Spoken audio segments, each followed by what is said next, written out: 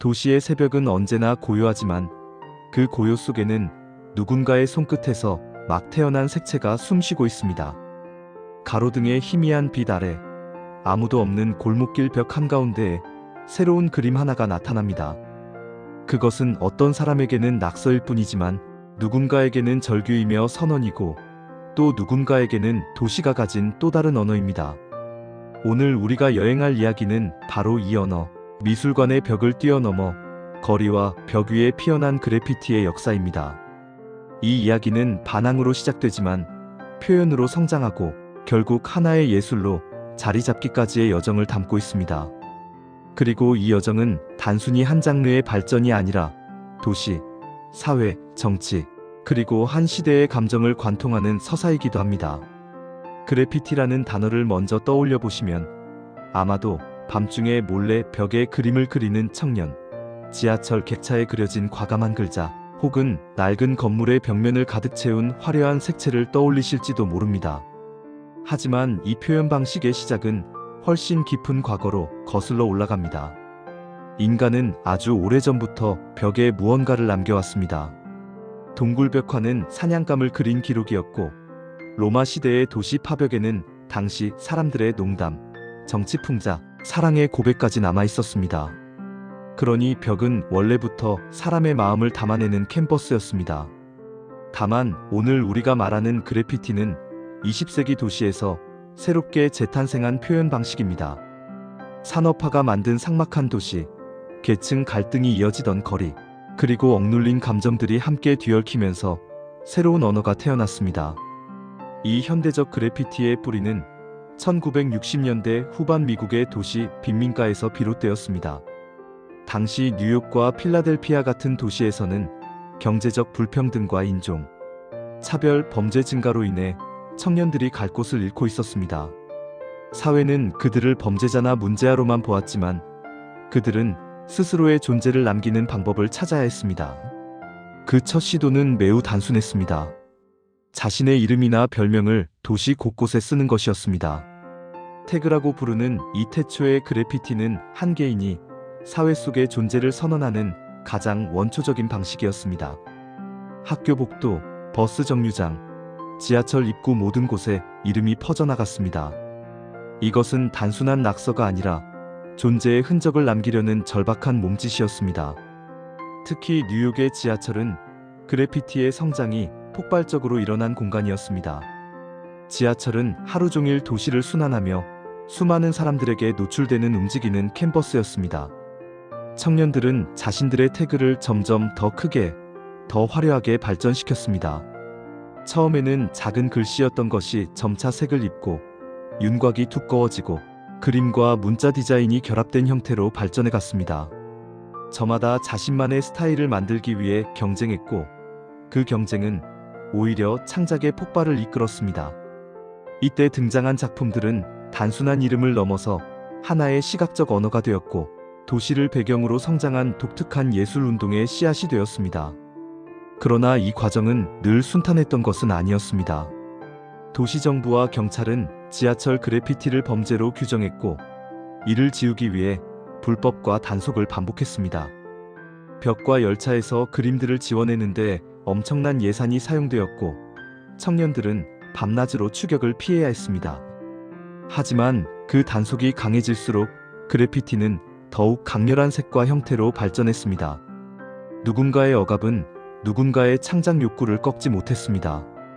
오히려 이 충돌은 그래피티가 단순한 청소년 범죄가 아니라 사회적 메시지와 결합한 예술 형태로 확장되는 계기가 되었습니다. 1970년대 후반과 80년대에 이르러 그래피티는 두 가지 중요한 변화를 맞이했습니다.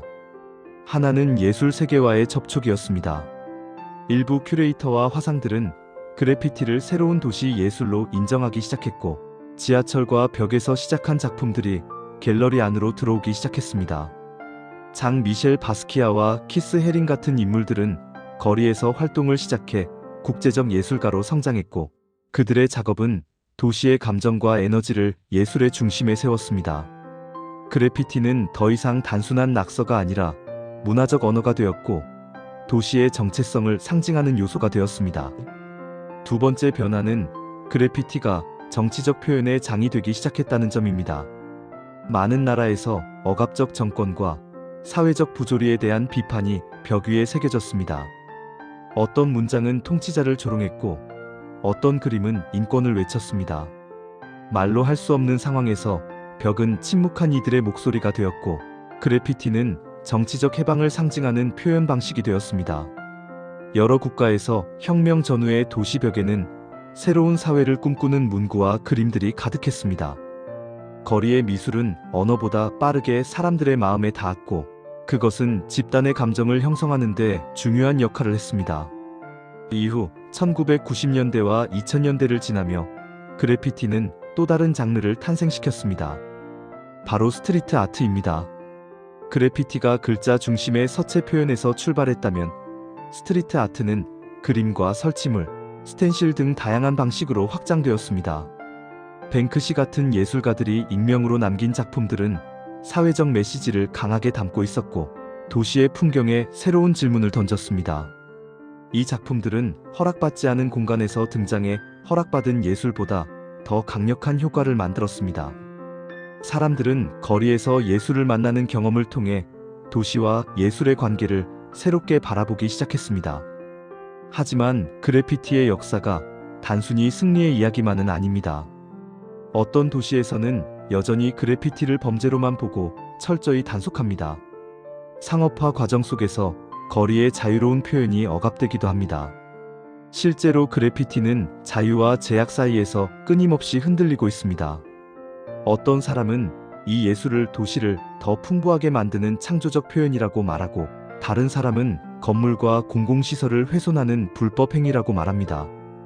이 두 시선의 갈등은 그래피티가 가진 사회적 위치를 그대로 보여줍니다. 이 예술은 늘 경계 위에 서 있습니다. 제도권 예술과 거리, 예술과 범죄, 자유와 규칙이라는 그 사이 어디쯤에서 존재합니다. 하지만 이러한 경계야말로 그래피티의 생명력입니다. 이 예술은 늘 도시의 가장 외곽, 가장 어두운 곳에서 시작되었고 그 어둠을 뚫고 색채를 피워냈습니다. 사람들이 보지 않는 공간, 아무도 관심 두지 않는 벽, 버려진 길목에서 가장 강렬한 작품이 탄생했습니다. 그것은 도시가 숨기고 싶었던 공간을 예술의 중심으로 바꾸는 힘이었습니다.